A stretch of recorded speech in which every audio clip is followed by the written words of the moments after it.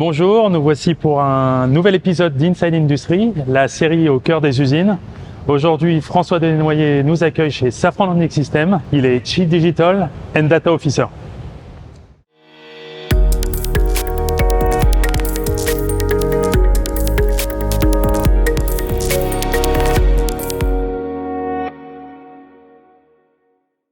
Bonjour François. Bonjour Bastien. Est-ce que tu peux te présenter? Je suis François Desnoyers, je suis le Chief Digital et Data Officer de Safran Landing Systems. Donc ça fait 9 ans que j'ai rejoint le groupe Safran, dans cette entreprise déjà du groupe Safran. Et avant cela, j'ai travaillé dans l'automobile pendant une quinzaine d'années chez Renault et j'avais en charge les systèmes d'aide à la conduite avant de venir ici. Et quels sont les métiers justement de Safran? Alors les métiers de Safran, en fait, ils couvrent un spectre très large des équipements aéronautiques. En fait, on est le 3e équipementier mondial aéronautique et on est un groupe très international de 80 à 90 000 personnes. Et Safran Landing Systems, donc l'entreprise dans laquelle je suis aujourd'hui, je travaille aujourd'hui, est l'une des grosses sociétés de Safran. Dont le cœur de métier, c'est le train d'atterrissage. Donc train d'atterrissage pour les avions civils, militaires, les hélicoptères, tout ce qui vole. Et on est leader mondial sur cette activité. Et donc comment commence l'histoire de Safran Landing Systems? Alors l'histoire de Safran Landing Systems, c'est l'histoire de l'aéronautique et du développement de l'aéronautique. Donc ici, nous sommes au siège de Safran Landing Systems. Et Safran Landing Systems, avant d'être connu sous ce nom-là, depuis 2016, était connu sous 3 noms en fait. C'est les noms de Messier, Bugatti, Doughty. C'était une société qui s'appelait Messier, Bugatti, Doughty. Donc Messier pour Georges Messier, Ettore Bugatti, et puis Georges Doughty aussi, qui était un capitaine d'industrie anglais. Donc les deux premiers noms sont des noms qui renvoient vers le monde de l'automobile, que tu connais aussi. Donc Georges Messier, il s'était illustré parce qu'il avait inventé une suspension léopneumatique notamment, qui ensuite a été adaptée pour les avions. Et Bugatti, c'était un petit peu la même histoire. C'est l'automobile qui, à un moment donné, s'est diversifié pour accompagner le développement de l'aéronautique. Georges Doughty, qui était un Anglais, lui, c'était un capitaine d'industrie purement aéronautique qui a créé une entreprise qui s'est beaucoup développée avec le développement de l'aviation anglaise, canadienne et américaine pendant la Deuxième Guerre mondiale. Donc ces entreprises-là, petit à petit, se sont retrouvées ensemble et se sont agrégées au fil des concentrations et des regroupements industriels et des M&A au fil des années pour donner l'entreprise qui est Safran Landing Systems aujourd'hui. Et cette entreprise, elle est située à Vélizy. C'est pas par hasard parce que Vélizy, c'est un lieu emblématique de l'aéronautique et de l'industrie, en fait, à plusieurs titres. Donc Vélizy, la première chose, c'est Vélizy-Villacoublay. On connaît le nom de la base aérienne. Historiquement, c'est un grand plateau sur lequel beaucoup d'expérimentations dans le domaine de l'aéronautique ont eu lieu. Les premiers vols en ballon dirigeable, les premières prises de photos aériennes, le vol de Clément Ader en 1897, je pense. Donc voilà, ça a toujours été un lieu stratégique pour l'aéronautique et un lieu des pionniers de l'aviation. Et donc, lieu emblématique, et nous sommes ici dans notre laboratoire tout frais, tout neuf, qui s'appelle Excel Lab, qui est totalement emblématique parce que c'est un lieu où on peut y tester nos produits dans les phases de conception. Donc tu vois ici un train d'atterrissage sur son banc d'essai. Les trains d'atterrissage justement de Safran Landing Systems peuvent se retrouver sur plein d'avions. Est-ce que tu as des exemples d'avions sur lesquels on pourrait les voir? Oui, sur toute la gamme Airbus, évidemment. Donc on est un partenaire historique d'Airbus. Sur les Boeing aussi, de manière un peu plus restreinte, mais on équipe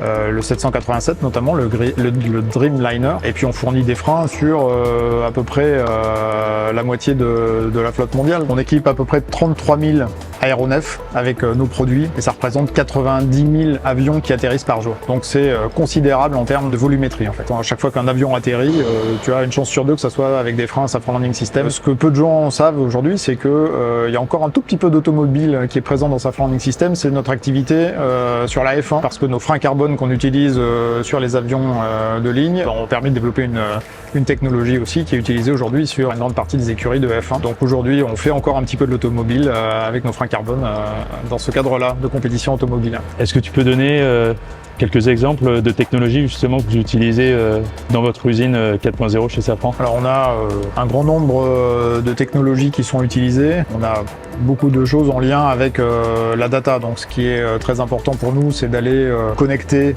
le plus possible nos assets industriels, que ce soit nos outils de production, mais aussi les éléments qui transportent nos pièces ou les pièces elles-mêmes. Et puis développer une capacité à aller agréger ces informations-là dans des plateformes de données, plutôt dans le cloud. Est-ce que vous faites appel à des partenaires ou des startups pour développer ces technologies? Bien sûr, oui. Les startups jouent un rôle très important à plusieurs niveaux. Déjà, au sein de Safran, on a une équipe de corporate venture qui se charge d'identifier quelles sont les startups technologiques sur lesquelles il est pertinent d'investir pour lever un certain nombre de verrous technologiques dans nos roadmaps de nos produits. Et puis après, dans une logique très opérationnelle, il y a beaucoup de choses du marché qui nous intéressent pour leur capacité à nous fournir des solutions très rapidement. C'est-à-dire que nous sommes dans une industrie extrêmement planifiée, avec des plans long terme très bien établis, ce qui a énormément de vertus, mais qui parfois demande à être complété par une grande agilité, une grande flexibilité pour résoudre des problèmes opérationnels comme on en a beaucoup en ce moment dans le domaine de la supply chain. Voilà, j'apprendrai rien à personne en disant qu'aujourd'hui on a des prix de l'énergie qui sont en hausse, des difficultés d'approvisionnement sur les matières, un contexte géopolitique extrêmement tendu sur quelques zones de la planète, et que tout ça crée une situation de grande instabilité qu'il faut contrôler au quotidien pour être capable de livrer les pièces, de produire les pièces, de les vendre et de protéger nos clients aussi. Donc dans ce cadre-là, les startups sont pour nous extrêmement intéressantes pour aller apporter des solutions à des problèmes très concrets, très rapidement. Tu as quelques exemples justement sur la supply chain d'outils que vous pouvez mettre en place, d'analyse de la donnée, pour peut-être prévenir les ruptures d'approvisionnement? Oui, en fait, tout tourne aujourd'hui beaucoup autour de la data, c'est-à-dire là où avant on avait un long fleuve tranquille qui pouvait être faiblement outillé avec des tableurs Excel, aujourd'hui la rapidité avec laquelle il faut refaire des plannings de production, gérer les impacts de pièces manquantes pour savoir prioriser au quotidien au mieux les activités, repose essentiellement sur la data. Donc on a un gros sujet sur le développement de plateformes de données pour pouvoir permettre à un plus grand nombre de collaborateurs d'être plus autonomes dans leur capacité à aller exploiter de la donnée et prendre des meilleures décisions avec leur manager. Quel est l'intérêt de ce genre de solution de traçabilité comme Zozio pour mieux maîtriser votre supply chain? Dans un contexte de relative désorganisation de notre supply chain du fait de certains de nos fournisseurs qui ont des difficultés, qui livrent pas à l'heure, d'un très très grand ramp-up aussi. Ce que j'ai pas abordé jusqu'à présent, c'est le fait que l'aéronautique, après avoir subi un trou d'air pendant la pandémie, est en train de repartir très très fort. Et donc on a des cadences extrêmement importantes. Dans le cas de notre industrie particulière, en fait, ça a été beaucoup tiré par une hausse récente des cadences de production. On n'a pas eu, comme dans l'automobile, un contexte où depuis des dizaines d'années, en fait, on avait des très très très grandes séries. L'aéronautique, c'est plutôt un monde de petites séries, mais même à l'échelle de ce monde de petites séries, la hausse des cadences de production est telle qu'elles sont en train maintenant de tirer une révolution majeure dans la manière d'aller numériser nos usines. Ces leviers de transformation que vous avez mis en place, qu'est-ce que ça change pour les opérateurs, les managers aujourd'hui dans les usines? Pour les opérateurs, ça change pas mal de choses, parce que ce qu'on voit ici dans ce laboratoire, et puis ce qu'on voit aussi plus généralement dans nos usines, c'est qu'on a de plus en plus de cellules de production qui sont fermées. Donc on parle de closed door machining. Alors c'est pas forcément toujours caché complètement dans des boîtes, mais c'est des choses qui se font derrière des vitres ou un peu plus à distance, avec des pilotages des moyens qui peuvent se faire à distance, soit dans l'atelier, soit parfois très loin des moyens, à distance, bien souvent quand il s'agit d'opérations de maintenance. Et c'est finalement la suppression de beaucoup de papier dans un environnement de production, dans une usine de production. Ça change beaucoup de choses aussi en termes de la capacité de prise de décision, parce que plus on a d'informations et qu'on sait bien la présenter sur le terrain, meilleures sont les prises de décision. Et c'est aussi un outil de management, parce que un manager d'équipe peut s'appuyer beaucoup plus facilement sur des tableaux de bord qui décrivent un peu l'état de performance de sa ligne, que quand c'est des choses qui sont extrêmement papier et dispersées. Ces métiers se transforment. Quels sont les profils que vous recherchez actuellement? Je vais te donner un exemple très concret. On a un monde traditionnel qui est celui de l'automatique industrielle ou de l'informatique industrielle. On a des technologies qui émergent dans le cloud avec des acteurs qui nous proposent des outils d'un nouveau genre et complètement administrés différemment et qui permettent de faire des choses que l'on ne savait pas faire par le passé. Ce que l'on cherche aujourd'hui, c'est d'hybrider un peu ces compétences-là et de faire en sorte que en usine, on soit capable pleinement de connecter ces assets industriels et d'en exploiter les données qu'on va en extraire dans ces environnements de cloud. Donc c'est extrêmement intéressant comme challenge. C'est absolument clé pour l'entreprise parce que on a énormément de valeur créée, et puis c'est des challenges extrêmement attractifs parce qu'on doit concevoir ces nouvelles infrastructures d'informatique et d'automatique industrielle massivement adossées dans le cloud.